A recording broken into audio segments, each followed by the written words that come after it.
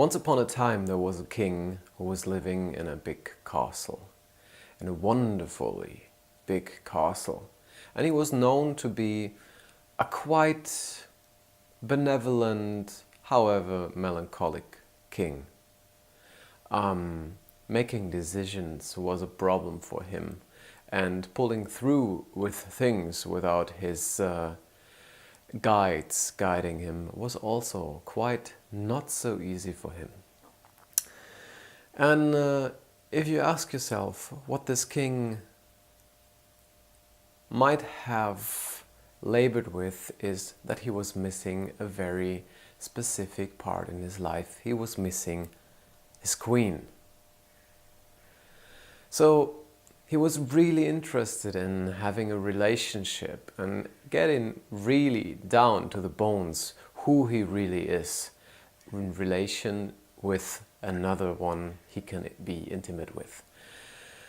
So that's what made him really melancholic, and that's what led to this king being much less than he could be. Once a day, let's say a day in the summer, he made one of his melancholic walks around his castle, and he lay down on a bench, and there he fell asleep, and he had a dream. He dreamt of a wonderful, wonderful woman whose heart is so wide open and whose beauty is spreading all over the world. And she would approach him in the dream and say, "Come and find me where the sun rises, and then I will be your queen. Come and find me where the sun rises. You have to walk across the cutting mountain, the wandering cloud, and the biting forest. Behind that, you will find me." The king woke up and he was excited. He went back to the castle and decided to gather all his strongest warriors, all his strongest guides, the cleverest scholars, everybody who could serve him in making the journey across the cutting mountain, the wandering cloud, and the biting forest. So a group of people in midst, the king was sitting on his horse, went towards east, and they went, and they went, and they went, and they went, and they went for days without stopping. Then at last the cutting mountain was approaching. They were approaching the cutting mountain. Down at the bottom of the mountain they made camp. And because the king saw that his men were exhausted and tired, he offered them to have a little feast. He let the barrels of beer they brought open, and so they had a nice feast, a banquet with everything that was used to, what should have been only for the king, also his soldiers could eat. And the king joined them joyfully, and they had a wonderful evening. The next morning the king woke up, hungover, and he didn't know what to do with this.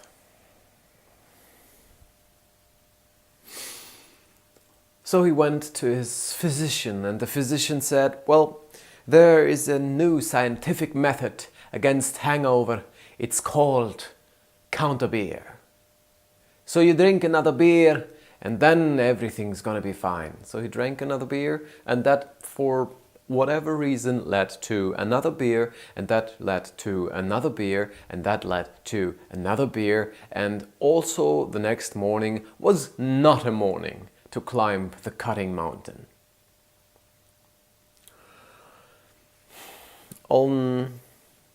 You probably know what happened. The whole thing started being a pattern. There was beer drinking and there was supplies eating. And after a week or so, there had to be brought new supplies from the big city. And so a warehouse has been built, and then another house has been built, maybe a hostel or a restaurant has been built. And after some time, at the bottom of the cutting mountain, a little city flourished, and the king was governing this city. So let's jump up a little bit to a little bit higher on the cutting mountain, where an old man is living, watching the whole spectacle going on there and asking himself, what the fuck is going on? I don't really understand what's going on. But this sad king doing his nightly walks around this city, there must be something to it. He must have lost his way. So this old man is going down, surprising the king at one of his night's walks, and says, "King, what are you there for? What are you doing? Where are you going?" And the king didn't have an answer. And then it dawned him, and he once again saw the wonderful, beautiful woman that promised him to marry him if he came across the cutting mountain, the wandering cloud, and the biting forest.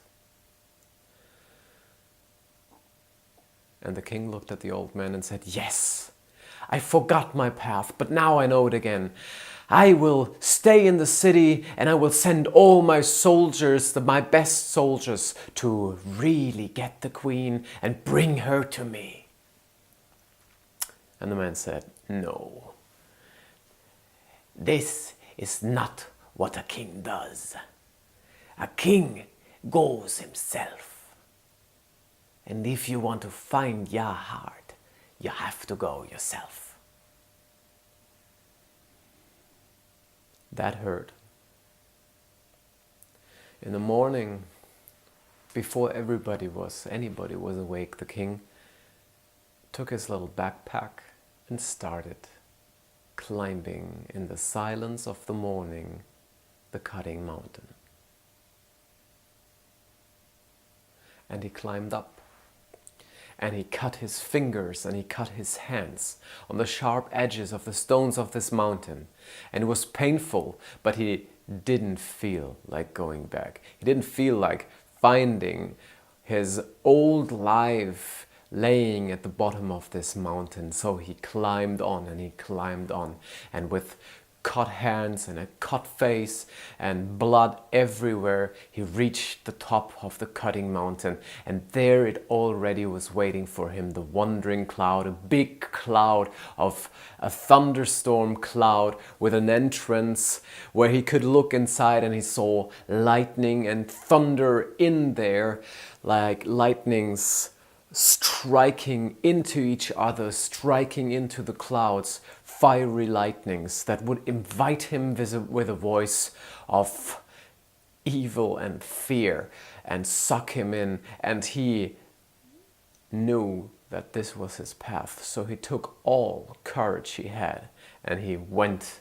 into the wandering cloud, and all the lightning would strike into him. The pain was so intense that he couldn't dare keeping his focus away from walking. And the pain got intenser and intenser. The more he got into the cloud, the more he approached its exit. And he was catching himself thinking, yes, more. The more pain, the better. I want you now. You are my pain. You are my pain. You are my pain. And I'm going through you. I want all of you. And with every step and every lightning, he was going through this wandering cloud. And finally, he reached the exit. And he fell out, and he fell into wonderful, wonderful meadow in the middle of a forest. Birds, a little bit of wind, warm temperature, and tiredness. He could have stayed there. He could have stayed there. He went through the pain and he could have stayed there, but there was something that pulled him through. There was something right coming out of his belly, out of his navel, that would pull him towards the forest that was right around him, the dark, biting forest. And he by now already had understood why the dark, black, biting forest was called the biting forest, because there were so many voices in there, so many voices that would bite into his ears, that would bite and get stuck in him. It was voices like, you're never enough, you're never gonna make it, it's not your path, what the fuck are you thinking who you are, what the fuck are you thinking with, you are just a small little king, anybody else is worthier than you can't make it, everybody's laughing about you. All these voices would bite him. All these voices would be all around him, coming from the bushes, coming from the trees, coming from everywhere in the biting forest. And that is where he said, I will make step after step after step, and every voice will cease. Every step will make one voice cease. But I will listen to all of you. And so he made step after step after step. And when he arrived at the outskirts of the biting forest, he was tired and he fell down, exhausted. And he fell asleep. The next morning he woke up by the rays of the sun striking his face. And with the same determination in his belly, he rose his head and looked towards the sun, and the sun was standing directly above a wonderful golden castle. And the castle's king was a father who had a daughter, who was exactly this wonderful looking woman that appeared to our king in his dream. And they fell in love with each other, and they went back to the city and they reigned the city in a totally different way the king would have reigned it alone. And if they don't have relationship problems, which they have every once in a while, they live happily ever after.